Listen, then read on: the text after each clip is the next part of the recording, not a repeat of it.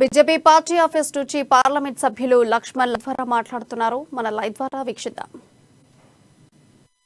17 నాడు ఈ యొక్క బాధితులతో కూడగట్టుకొని ఈ యొక్క మండల కార్యాలయాలు ముట్టడి మాకు సంబంధించినటువంటి పథకాలు ఇచ్చిన హామీలు నెరవేర్చడానికి మేము ఇచ్చిన పథకాలు ఏవైతే దరఖాస్తులు ఉన్నాయో వాటికి న్యాయం చేయమని చెప్పి అన్ని మండలాల్లో పట్టణాల్లో డివిజన్ వారీగా మరి ఈ యొక్క కార్యక్రమాలు నిర్వహించడం జరుగుతుంది.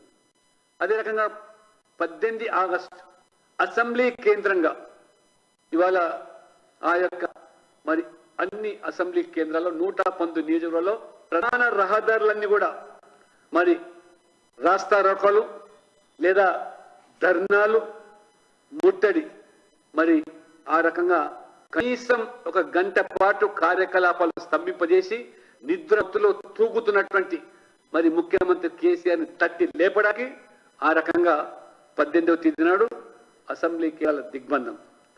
2వ విడత కార్యక్రమం ఆగస్టు 23 మరి ఈ అధికార పార్టీ ఎమ్మెల్యేలో మొత్తం ఇవాళ ఈ ప్రభుత్వం ముఖ్యమంత్రి గారు పేదల సంక్షేమ పథకాలన్నీ కూడా దారాదత్తం చేశారు.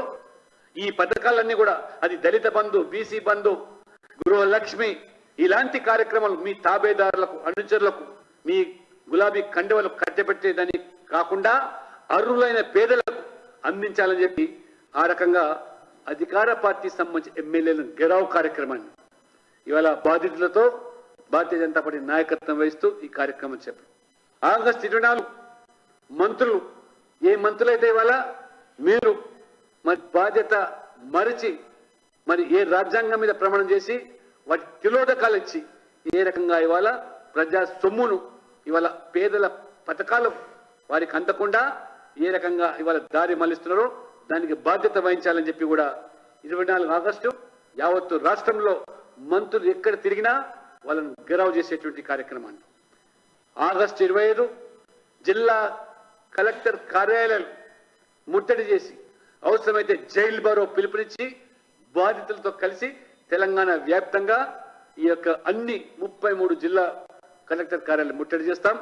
3వ విడతగా హైదరాబాద్ రాష్ట్ర రాజధానిలో భారీ ఎత్తున మిలియన్ మార్చ్ని తలపించే రీతిలో హైదరాబాద్ లో కూడా మొత్తం రాష్ట్ర నాయకత్వంలో కూడా అందులో మరి నిమగ్నమై ఆ ఉద్యమాన్ని తారాస్థాయికి తీసుకెళ్చి ప్రభుత్వం దిగిరాలి లేకపోతే దిగిపోవాలి ప్రభుత్వం అనే నినాదంతో ఆ రకంగా 3వ విడత సెప్టెంబర్ మొదటి వారంలో ఈ కార్యక్రమాన్ని తలపెట్టాం. ఖచ్చితంగా ప్రజలు, బాధితులు, అర్హులు ఎవరైతున్నారో ఈ పథకాలు అందరూ కూడా మాతో కలిసి రావాల్సిందిగా భారతీయ జనతా పార్టీ పిలుపునిస్తూ ఉన్నది.